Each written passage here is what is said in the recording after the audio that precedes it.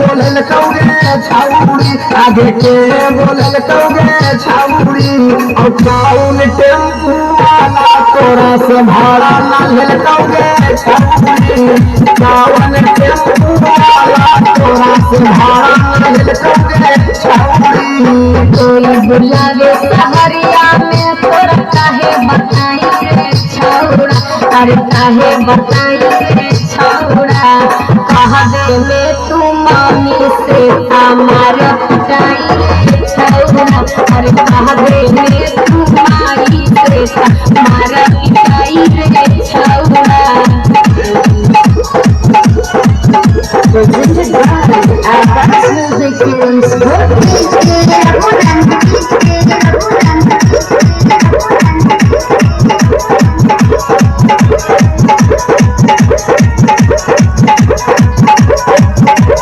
कौन ड्राइवर तोहरा से नंबरवा मांगोगे छाउड़ी नंबरवा मांगोगे छाउड़ी कौन ट्रैक्टर वाला तोरा पर हमार कोगे छाउड़ी कौन बलोरो वाला तोरा पर हमार कोगे छाउड़ी टेम्पू वाला हमारा से ना मरवा मंके रे छौड़ा ना मरवा मंके रे छौड़ा कह दे रे तू पापा से हमार पिटे रे छौड़ा अरे कह दे रे तू पापा से हमार पिटे रे छौड़ा Presented by Abbas Music Films.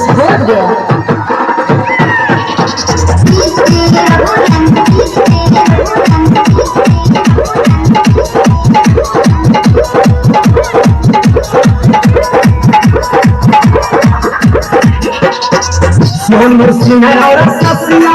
से तू प्यारा चलेंगे छौड़ी तू प्यारा चलेंगे छौड़ी और घंटा लाल तोर तन दे सारा सुना गे छौड़ी और घंटा लाल तोर तन दे सारा सुतानी छौड़ी सुन गे कुसुम पहेली कोई से ना बतिया कहवे रे छौड़ा अरे बतिया कहवे रे छौड़ा जान जाई त भैया मोरा पिटाई होई रे छौड़ा अरे जान जाई भैया मोरा पिटाई होई रे छौड़ा झगड़ा सहारिया में तोरा के बोलल कौगे छौड़ी आगे के बोलल कौगे छौड़ी और कौन टेम्पू वाला तोरा से भाड़ा ना लेल कौगे छौड़ी